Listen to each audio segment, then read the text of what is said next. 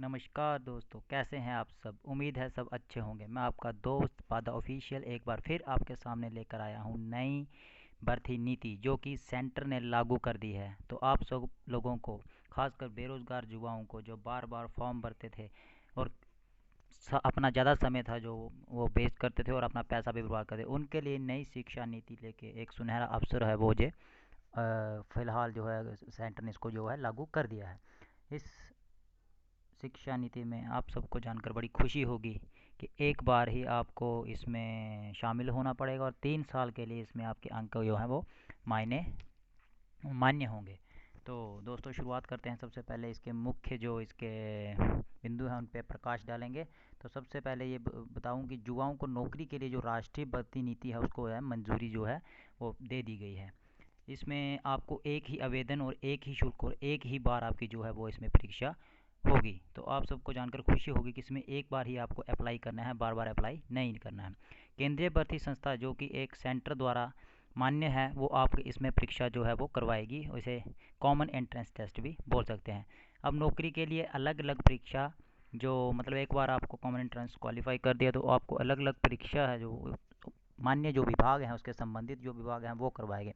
एक ही संस्था की परीक्षा से 3 विभाग जो कि एसएससी, रेलवे और इसमें रेलवे और एसएससी को शामिल फ़िलहाल जो है वो किया गया है। इन विभागों को जो है वो नौकरी के लिए जो मुख्य अलग अलग परीक्षाएं जो देनी पड़ती थी अब वो आपको नहीं देनी पड़ेंगी।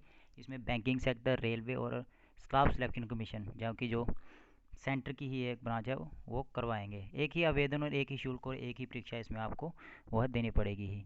एक ही संस्था की परीक्षा से तीनों विभागों की नौकरी जिसमें रेलवे, बैंकिंग और एसएससी है, ये फिलहाल नियम है इन पर लागू हो गया है। ये प्राइवेट सेक्टर में भी ये मान्य होगा। अब देखने की बात यह कि प्राइवेट सेक्टर इसे किस तरह से लेते हैं।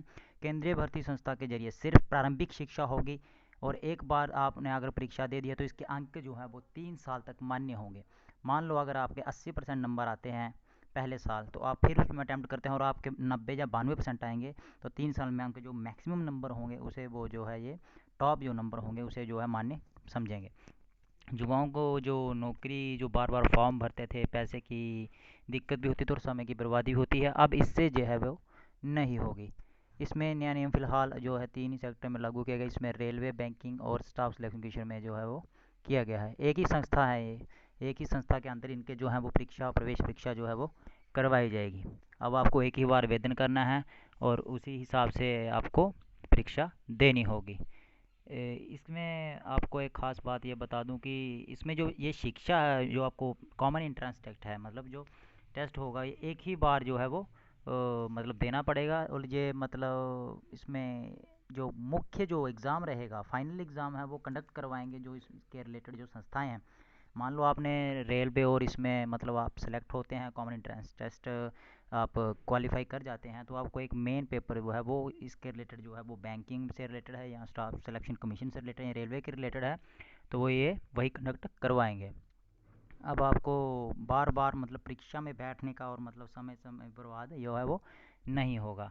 प्रकाश जावड़ेकर जी जो हमारे सूचना और प्रसारण मंत्री हैं, पिछले दिनों उन्होंने इसका ऐलान किया है। अब एक आवेदन होगी, एक ही बार शुल्क देना पड़ेगा और एक ही बार आपको जो है वो परीक्षा देनी पड़ेगी। मतलब बार बार आपको परीक्षा जो है वो नहीं देनी पड़ेगी। तो दोस्तों, अगर आप चाहते हैं एक सुनहरी नौकरी तो आपको सिर्फ करना है एक बार आवेदन और फिर आपको करना है टेस्ट क्वालिफाई और फिर जो मेन पेपर होगा वो कंडक्ट करवाएगी मेन संस्था। इसमें बैंकिंग और रेलवे, अब इसमें देखने वाली बात यह है कि बैंकिंग और रेलवे और एसएससी किस तरह से अपना जो है वो सिलेबस जो है वो सेट कर पाते हैं। मतलब इसमें 10th के रिलेटेड जो जॉब्स हैं बैंकिंग में हो या तीनों विभागों में वो अलग सेट की जाएंगी और जो अलग विभाग हैं उनमें अलग की जाएगी। सिलेबस को देखते हुए बाद में हम आपको फिर अपडेट करेंगे। तब तक के लिए